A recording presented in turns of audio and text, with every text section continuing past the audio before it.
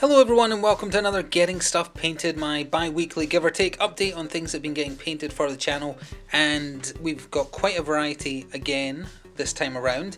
Gotham City Chronicles, as expected, it's just trucking away. I think I've painted over 150 miniatures out of the just under 300, if you count Season 2 of Gotham City Chronicles. We also have some scenery, which is definitely rare for me. We have some Blackstone Fortress, we have some Batman miniature game, and finally we have some Godtear. So we'll start from left to right, starting with just what we've been getting done for Gotham City Chronicles. Start with the little man himself, Jarvis Titch, otherwise known as the Mad Hatter. Truly mad. Again, everything here has been painted more or less with contrast. I'll mention a couple of exceptions when we get to them. But yeah, he's just done with Warp Lightning contrast. He is very tiny. He's surprisingly detailed for how tiny he is, but nothing too fancy on him. And here we have Detective Montoya, I think. That sounds more right to me. Just used Space Wolves Grey, which is perfect if you're looking for a denim colour. It's like spot on for denim. Black Templar for her hair and her jacket, and Nazdrag Yellow for the police badge there as well. This is a Season 2 mini I just did because it was quick and easy. Deacon Blackfire. I'm only familiar with him from one of the missions in Arkham Knight, so I couldn't tell you much about him, other than he's into some occult stuff. And that is, again, Black Templar. I think I did 2 layers on him to try and make it look a little bit better than the finish I got on Bruce Wayne and Alfred. And I think it worked a little bit. So the rest of these, and Mad Hatter himself, are from the Arkham Asylum / Joker's Funland expansion for Season 1 of Gotham City Chronicles. So we have Tweedledee and Tweedledum. I have no idea which is which, but they go along with Mad Hatter, part of his gang. There's Vulpes pink for their pants, and then just white with a wash over the top for their shirts. I think Tweedledum is this one, but again, I'm honestly not sure. And they'll be appearing along with Mad Hatter sometime soonish. So I think we've already seen some of these. There hasn't been a mission that uses all 4 yet, but this is just Joker's gang. Just they're dressed up like the Joker and they've got a hammer. Simple as that. Now I did use a new contrast for the bluish green their trousers are, or the greenish blue, it might be more accurate to say. I don't remember what it's called, unfortunately. But I was giving it a go because I wanted something kind of crossing the median line between the two. And I think if you were going for kind of like, not navy jeans, but, you know, it looks more blue than green to me, but you can definitely tell it's not just a blue. Sora apparently disagrees. I heard you. Just laid out on the couch across from me where I'm filming currently. That's the last one. Also from Season 2. Again, just because it would be quick. Actually, you know what? This is totally not from Season 2. This is from the Wayne Manor expansion. Totally forgot. This is actually Season 1. We have Batwing, not to be confused with Batman's flying transportation, which is also called Batwing. 2 layers of Black Templar because I wanted a smoother finish, a dry brush of silver afterwards, and then orange and yellow for the spurt of flame coming out his booster feet thing. He's essentially wearing an Iron Man suit that looks like Batman, more or less. I'm not too familiar with him. I think he's Lucius Fox's son, maybe? Not sure. So this is from the core starter box of Crisis Protocol. It's been sitting for ages. I hate painting scenery. I'm bad at it. You can't use contrast. Although I did a little bit. So why blue? Blue because it's the only non-grey spray I had at the time. So I was like, okay, this building's being blue now.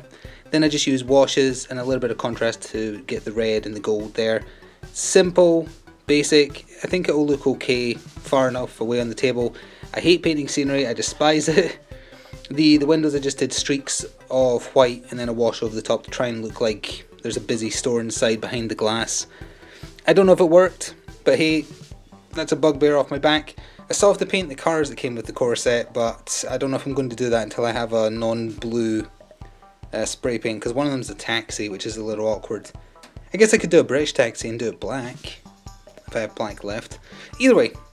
Next we have 4 Negavolt cultists from Blackstone Fortress. They electrocute.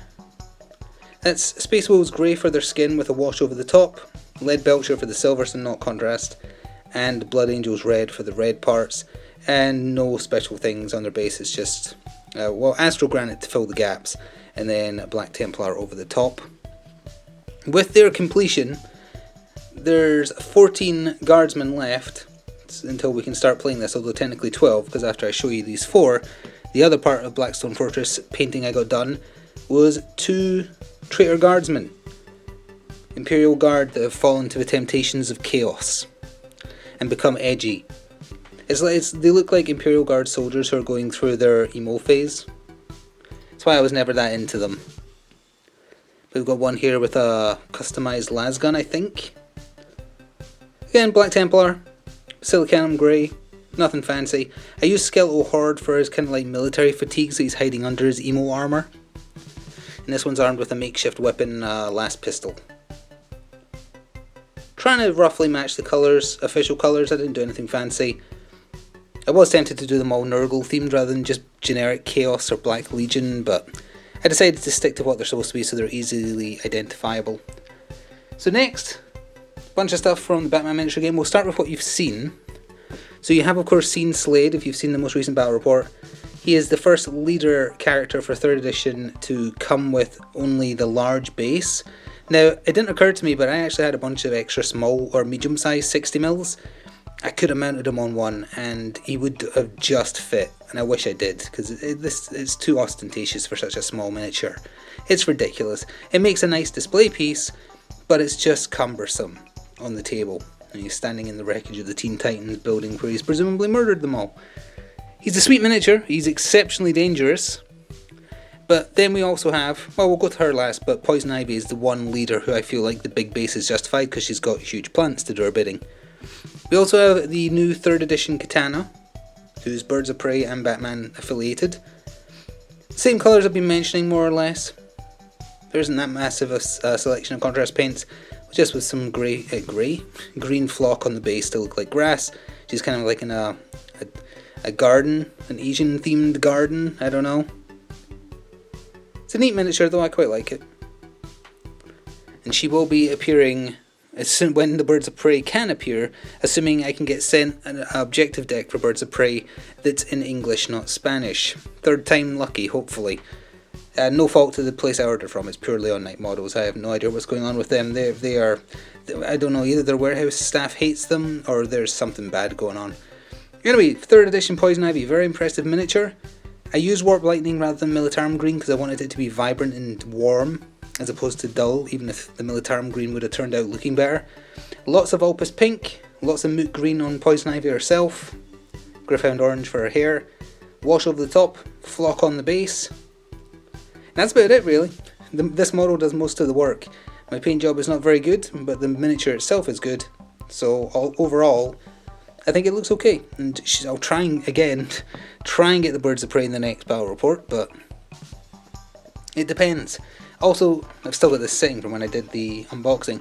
Still got Frank and the plants to go, and I want them in the list as well, although I'll basically be doing the exact same thing I did for Poison Ivy.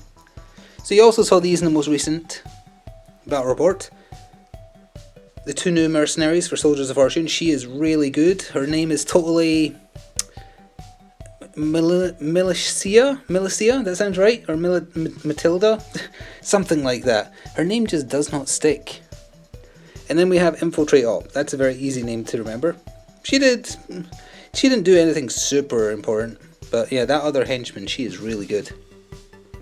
But last but not least, we have a new god from Godtear finished from the table with his followers and his banner, leaving me with just 2 boxes to go, and I'll have everything for Godtear painted that I had. And we might see the return to it every so often. So this is, I was going to say Wraithbone, that's not right. Oh, what is he called? Mornblade, that's the one. And the main thing being shown off here is Games Workshop's new Tesseract paint. I've forgotten what the second word in the paint name is, but it's to go along with their new release of Necrons. This green, it's almost contrast, it's not quite, it's got a slightly different texture, and it's not quite like X-Ray Flame or that kind of thing. It's slightly different, it's very, very neon, and I like it, so I used it to kind of be like Undead Flame, and painted some on the silver armour after it had been washed again, so it's got an unearthly glow. I haven't tried it on any Necrons, obviously, but as far as for Mornblade and his followers, I think it's pretty good. His banner, I tried something a bit different, because his banner is a body that's being set on fire, which is pretty extreme. Oh, I also dusted the tips with black, just to make it look like it's embers burning. But he looks a little bit less neon, because I put Beltan wash over the top, because he's got skin, whereas they're skeletons. That's the only reason I tried to do it. I kind of regret doing it just because he doesn't match fully now, but that was my thinking at the time. So then we've got his 3 skeletal followers. Again, they're all in various states of like ghostly fire, which I kind of like. It's almost like there's a progression of flame burning through them actually, which is nice. This is the most burny of them, but he's kind of like a little guy with a broken sword, or dagger I guess. And I like the glow that the Tesseract, whatever it's called, paint gives you. And there's the last one. I think he's my favourite, and he's also the one I did first. So slightly biased, but yeah. It's a nice effect. Especially, it would have been great for Hela, for Marvel Crisis Protocol, if I hadn't already painted that months and months and months ago. But if you're planning on getting Hela, that would be a good one for her undead flames. It'd match how they looked in the cinematic universe as well. So, I think that covers everything. As always, please do feel free to tweet at me pictures of what you're painting. I like seeing other people's work. Keeping up with what you're doing, even if it's a game I don't play, I don't mind. D&D, Warhammer, anything like that, and I retweet what I can and like what I can as long as I remember. What are you going to see next time? Let's see. We're hopefully going to see some of the September releases for Marvel Crisis Protocol. Ant-Man, Doctor Strange, Ghost Rider, hopefully. Fingers crossed so they can get on the table as well. More Gotham City Chronicles, the things I need to do the next main story mission. Hopefully some more of the Chaos Cultists, the Traitor Guardsmen rather, for Blackstone Fortress. 12 more to go, and then it'll be good to go. And then, if that's ready, I might be able to finally get a start on Blood Bowl stuff, but I wouldn't cross your fingers for that until November, December at the earliest, in terms of seeing stuff painted, I mean, let alone not playing it, who knows. But yeah, that's what I've got roughly planned. Thank you very much for watching this update, I hope you enjoyed. In the next coming days, you'll have more battle reports to look forward to, and hopefully at least one surprise unboxing. Until next time, thank you for the support. See you next time. Ta-ta for now.